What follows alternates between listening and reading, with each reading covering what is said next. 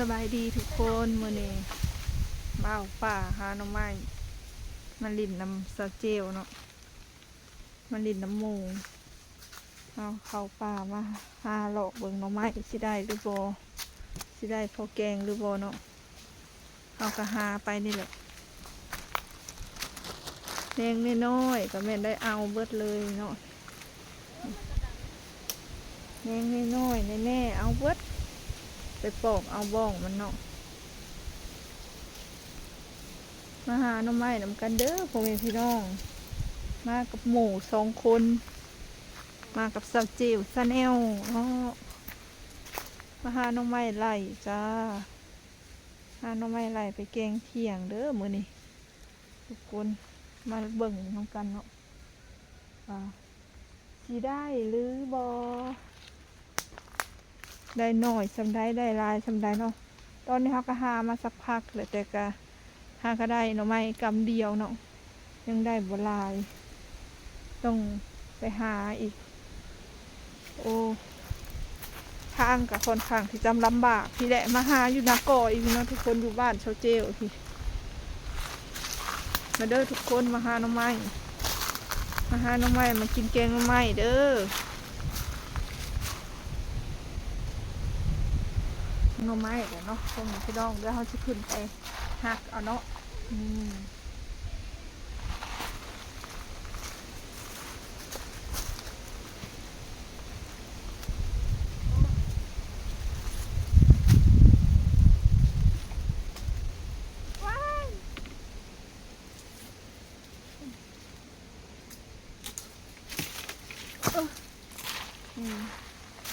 ได้แล้วทุกคนเดี๋ยวเขาคือหาต่อไปเนาะได้หน่อยหรือได้ลายกะตาเบิ่งถาส้มน้ำกันพ่อแม่พี่น้องจะเอามือแกงกินเที่ยงเนาะอยู่ว่างๆมาลิ่นน้ำเพิ่นมือนี่กับบุมียังลายเนาะมาลิ่นน้ำมูเลยกับพากันเข้าป่าหาหน่อไม้เนาะหาหน่อไม้บางทีได้แกงตอนเที่ยงเนาะทุกคน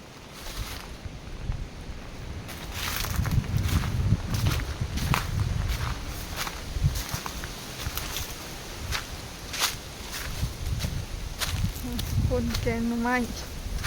หาหน่อไม้แกงไปกินจักโมงอันนี้นะทุกคนเบิ่งกอหน่อไม้นี่แห้งแห้งยามนี่แหละมันอึดเนาะยามนี่แหละมันอึดมันแห้งแห้งคักยามนี่นะแต่หึงเขาก็ได้สิ่งนี้เบิ่งกอหน่อไม้แห้งคักปันยังตาหลอกไปนาจะไปมันเที่ยงแล้วนี่มันสายแล้วจ้าหลอกมาก่อน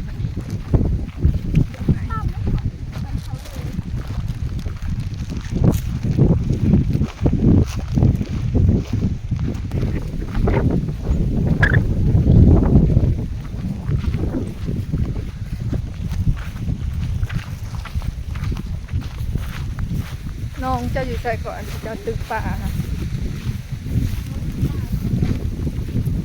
ที่เจ้าตึกใหม่ๆเหมือนวานซื้ออะไรจะถ่าย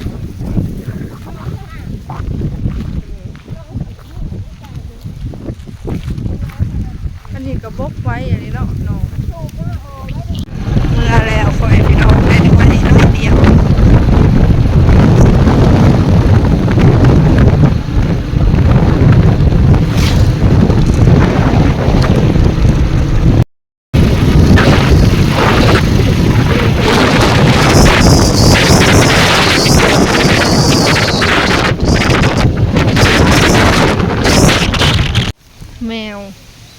แมวเจ้าบอนี่เนาะใช่มักกระดิ่งอีกกระดิ่งตัวคมลองตัวเทิกลึงน้ำไม้มาก็อ้วนแท้เนาะ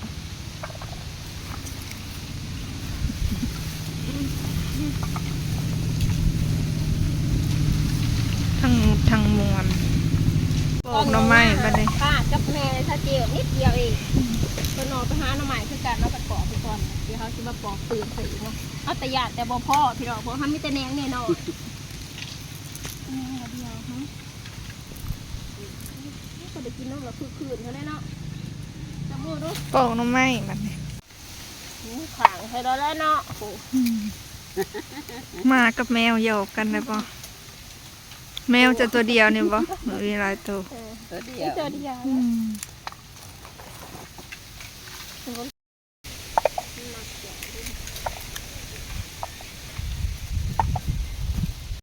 ถ้าได้กินข้าวก็สิมากินนั่น ตามก่อน กินตำกล้วยก่อนนะบัดนี้ เขาเจ้ามากก่อนเก่าพริก2 เม็ดของเราจานเพชร เจ้าภาพตำเอามะเขือกับมะเขือบ่คืนเนาะ เมื่อคืน บ่คืนเนาะบ่มีน้ำซ้ำ อันนี้มักเพื่อแม่ขอยมาก็คือแม่บุมิใช้หน้าเยอะกว่าเพราะว่าหน้ามันแม่เนี่ย ในมันแก่ก็สิใส่ซะบ่ ป้าใส่หน้าเพราะมันสีนั้นได้สีแสบใส่หน้าเพราะแต่มันหน้ามันเน่าแล้วใส่ไปแล้ว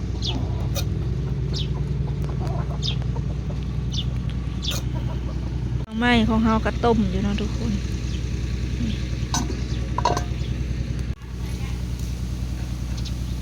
ตำกล้วยทุกคนเราเจ้าภาพเพิ่นมาตำให้กินก่อนเนาะกล้วยสูตรซอสเจล สูตรแบบผสมผสานได้นี่ ใส่ผักขะแยงใส่หมูแดงใส่หัวชิไข่แต่ว่าข่อยนี่บ่เคยใส่อันหัวชิไข่แต่ผักขะแยงนี่ใส่ตลอด สูตรนี้แบบนี้ มันก็แซ่บคือคนนั่นแหละเนาะคนงามต่ำก็ต้องแซ่บแหล้วเนาะเป็นได้ตวงปลาแดกอะไรจังคัก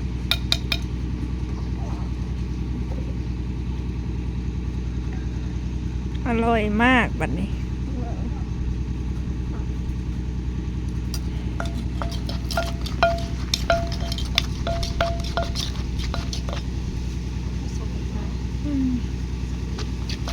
แซ่บ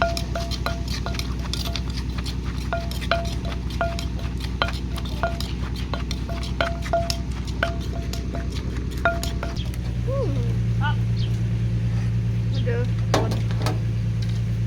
ลองซีมเหมือนก่อนนะตำกล้วยเจอหัวชิไข่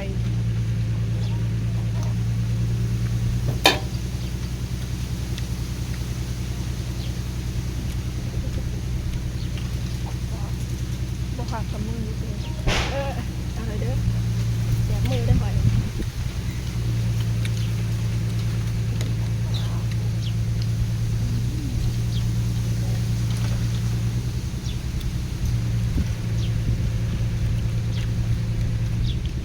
กินสมน้ำเทียงตำกล้วยผสมสูตร สูตรเจ้า สูตรเจ้าเครื่องหนึ่งสูตรข่อยเครื่องหนึ่ง ผสมสะพานใส่กัน ผักขะแยงข้าวเจลหัวชิไข่ ตัวจังไงมันลงถ้วยเดียวกันผักค่ะพี่ดอก แซ่บแซ่บ สูตรคนละบ้านคนละเมืองกันบัดนี้น้ำผสมใส่กันจนหยอดจ้าพี่ดอก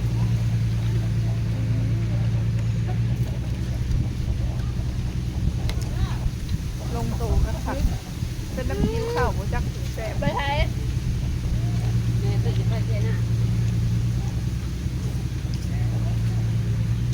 ไข่ มาหน้าแม่เราจะไปใช้น่ะแม่ไปสองหน้าปะหน้า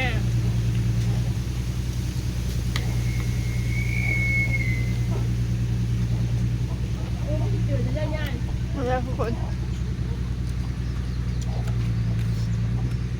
แต่สมาลิดน้ำดูยู่หน่อยเนาะตำกล้วยแซ่บเลย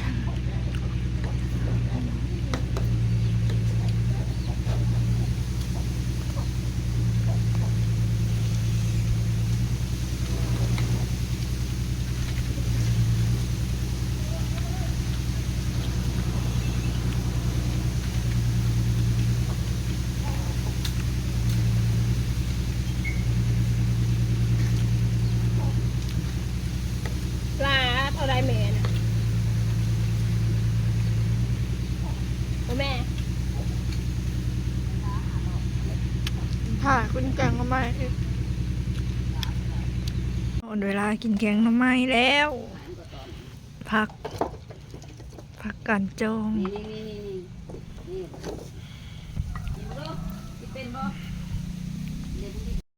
มาทุกคนกินแกงหน่อไม้นำกันบัดนี้ ก็บ่ต้องก็ได้เดี๋ยวเฮาทาแป๊บนึงมาพี่น้องกินข้าวก็เด้อบัดนี้เจอกับซาแพน มาเด้อทุกคน ย่ำเทียงก็เศรษฐกิจบ่แม่นว่าเขาย่ำเทียงหรอก ซอง บ่ายแล้วน่าสิบ่าย2แล้วล่ะบ่าย1บ่าย2แล้วนะพี่น้องจะเจียวของกินข้าวกันเด้อบัดนี้บ้ายหมดพอละ ถ้าคนกินแกงใหม่มันก็หลายมีคนหมอแกงเงินน่ะมีท้องเมือกินนั่นบ่เบิด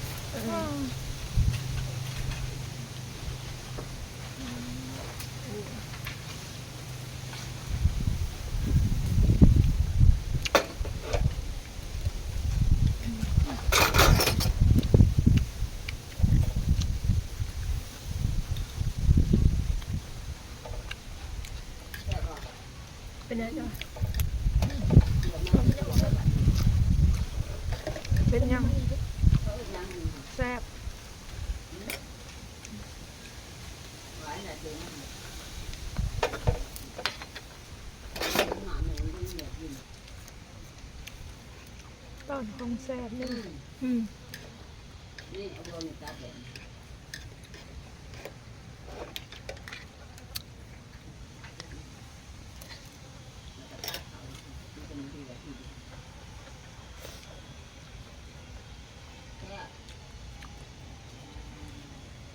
กินบ้าน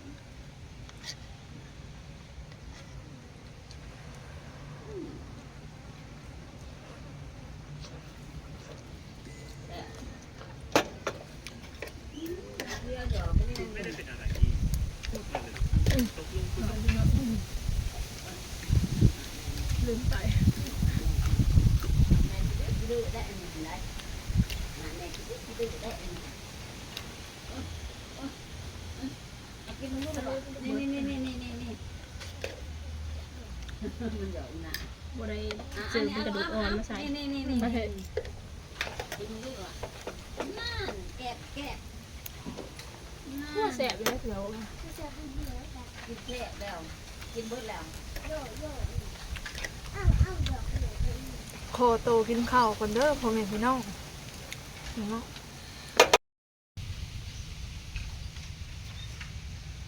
น้องก็เป็น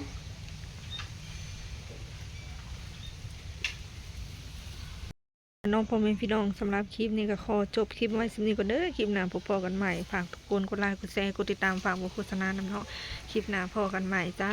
สำหรับคลิปนี้ก็บ่มีหยังร้ายมาลิ้นน้ำหมูเนาะหมูตำกล้วยสุกินตำส้มสุกินกินข้าวกับแกงหน่อไม้เนาะทุกคนคลิปหน้าพบกันใหม่เด้อขอตัวลาไปก่อนสบายดีจ้าบ๊ายบาย